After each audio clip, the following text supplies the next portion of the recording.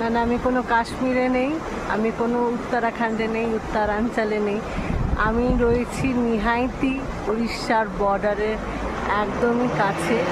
সেখানে এত সুন্দর পাহাড় দেখা যাচ্ছে, পাহাড়ের ভিউ আমার পেছনে নিশ্চয়ই দেখতে পাচ্ছেন। অপূর্ব সুন্দর রাস্তা। আমি এখন যাচ্ছি দেবগিরিতে। দেবগিরি হচ্ছে সেকেন্ড লার্জেস্ট উড়িষ্যা পাহাড়ের মধ্যে। আর তার পাশ দিয়ে আমার রাস্তার পাশেই এত সুন্দর ঝর্ণা বয়ে চলেছে। আমি শুধু একটা কথাই বলবো, উড়িষ্যাকে এক্সপ্লোর করতে গেলে নিশ্চয়ই আমার চ্যানেলটা সাবস্ক্রাইব, শেয়ার, লাইক, কমেন্ট করতে হবে।